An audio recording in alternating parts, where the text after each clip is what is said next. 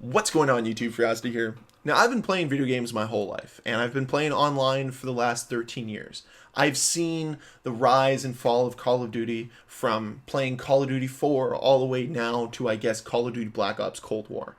I saw the end of the hype for Halo with Halo 3 and its subsequent fall all the way to Halo 5 and potentially Halo Infinite. I've been there. I've seen Fortnite. I've seen PUBG and everything else in between.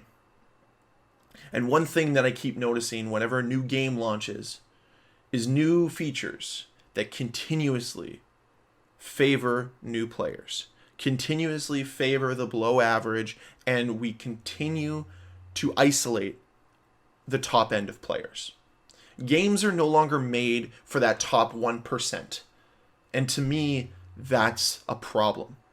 I'll tell you right now, one of the biggest reasons why Halo 5 can never live up to Halo 3 was Halo 3 was designed for every player. It wasn't just designed for the new players or the bad players or the really good ones.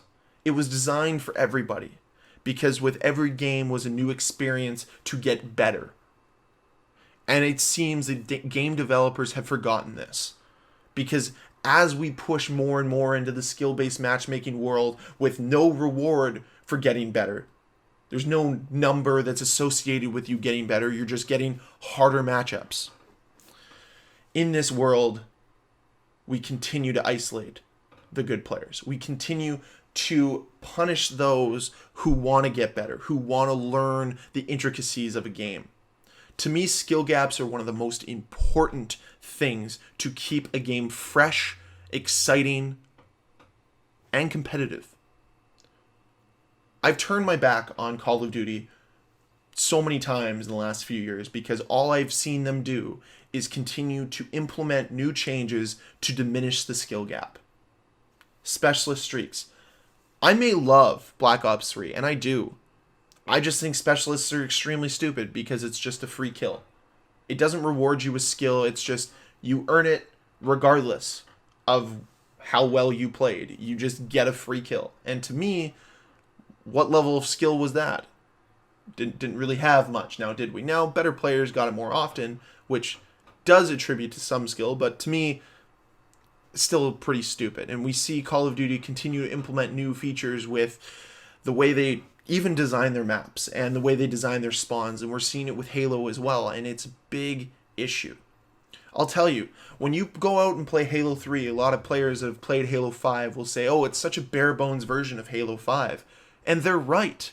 The problem is everything that's been implemented into Halo 5 that's different than Halo 3, clamber, sprint, side boosting, all of these things have decreased competitiveness because of the way they have to design maps now, the way that they have to design control maps, the spawns, everything changes because of these new implementations, and because of that, it decreases competitiveness. It decreases a skill gap that was once there, and quite vast. And honestly, games with large skill gaps are generally better.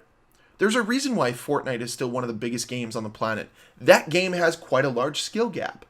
Because you look at it, if you're not good at building, you're not going to be good at the game.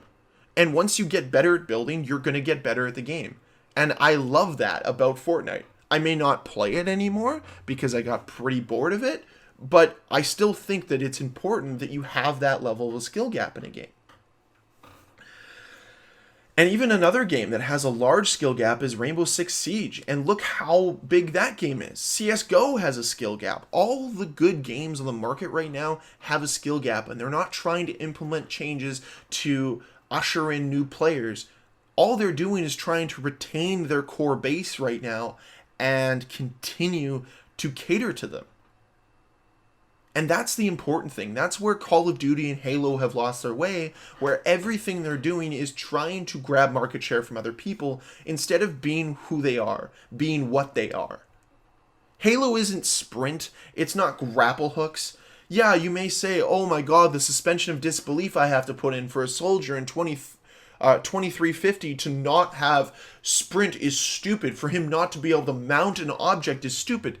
Yeah, you're playing an arena shooter where you die, come back to life, die again, come back to life. You can suspend the disbelief that they can't sprint for a millisecond. Oh no, what a shame that it's not realistic. Sorry, I would take competitiveness over realism any day of the week because it makes for a better game. When you have a game with a large skill gap, a Siege, a CSGO, a Fortnite, you see that it retains the player base for longer. It may push new players away at the beginning, but those players may come back. I think one of the biggest issues for Fortnite right now is the skill-based matchmaking, and that's why players aren't coming back. It's not actually the skill gap.